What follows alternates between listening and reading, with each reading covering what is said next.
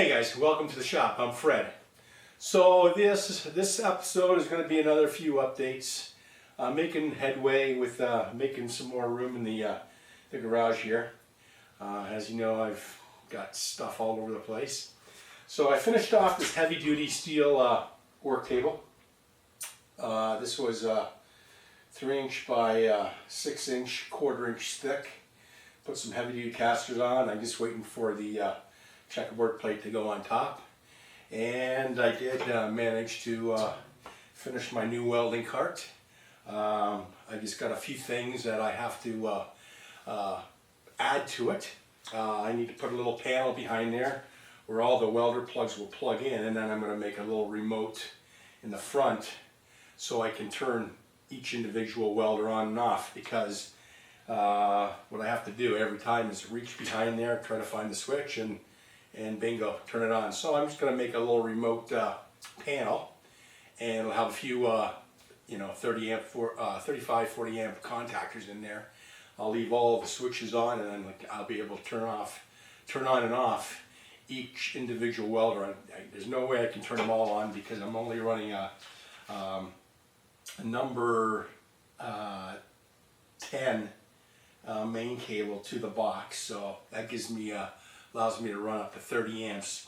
My MIG will draw at full load 275 amps. It'll draw 35 amps, and my TIG EXT 255 draws at 250 amps.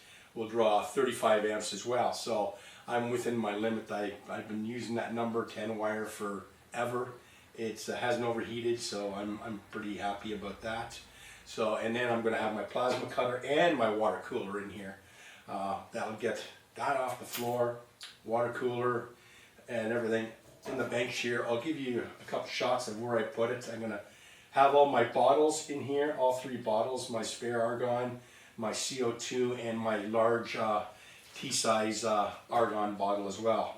And it just makes everything local, so when I'm working here on the welding table or working here, I don't have to bring the welds all the way over. I did purchase a 15-foot cable for my MIG. It only had a 10-foot, and it was just a pain in the ass welding this up and welding up the table.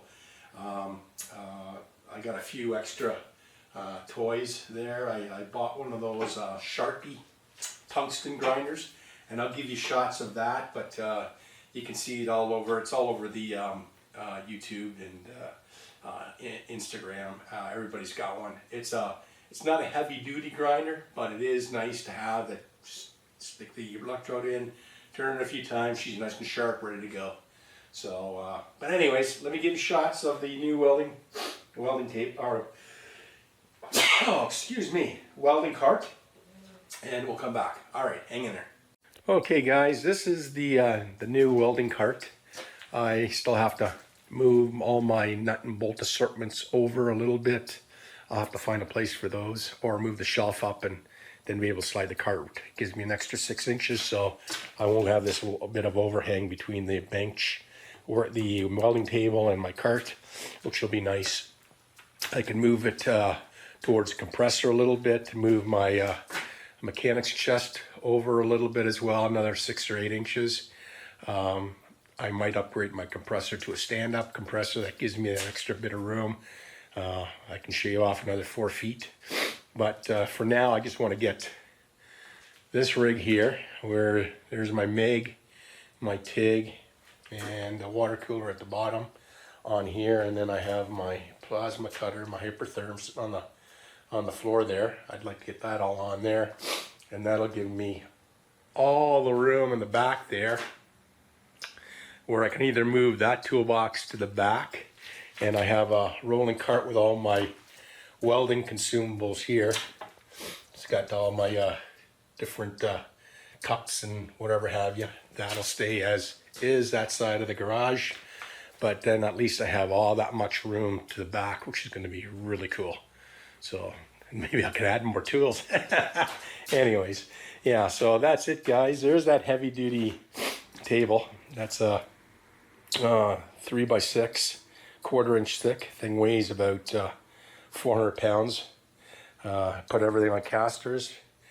because I got to move it out when I'm changing the bottle out. So yeah, my driveway's not finished. I'm just waiting for the pavers to come in and the city to come and fix the water box, because when they were tearing up the driveway, they broke the top off the water box. And then I got to make a little bar underneath the welding table to put all my clamps and my magnets and so forth. So yeah, so that's about it, guys.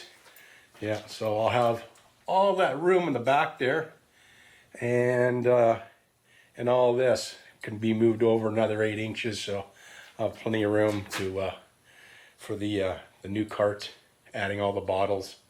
I'm going to leave the junction boxes. That's my 220 from my wet saw, and then the 110 is it's plenty room. Like I said, just got to move this out of the way, or move the shelf up a little bit and move it up to give me extra room. And I can get all my helmets and my extra welding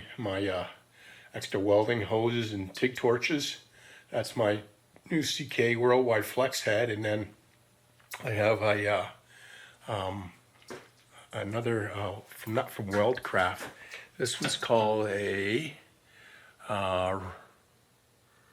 runway weld torch. It gives me a little extra extension on it. So Speedway, pardon me. So I've got that, and then I can put everything on here. Put a couple reels on here. Roll up all these wires, and make a little spot for my foot pedal. Make a little saddle. So yeah, so I've got now all that room back there, and I have this space all clear because that wet saw is going to go. That wet saw is going to go in the back there, and just out of sight there. So that'll be pretty cool. All right, guys, hang in. And we're back. So yeah, that's the only update for today. Once I get all this cleaned up, it's going to make my life a whole lot easier. Be able to find things a little bit easier. I can organize a little bit better. Yeah, I got an offer on my rotary table, so I'm thinking about selling it. Make myself maybe a smaller or more compact. That's really heavy duty. So yeah, it's all little things in the plan. So guys, I'd like to say thanks to all my new subscribers. Thank you to all my old subscribers for hanging in there with me. Really appreciate it. And you guys have a great night. Bye for now.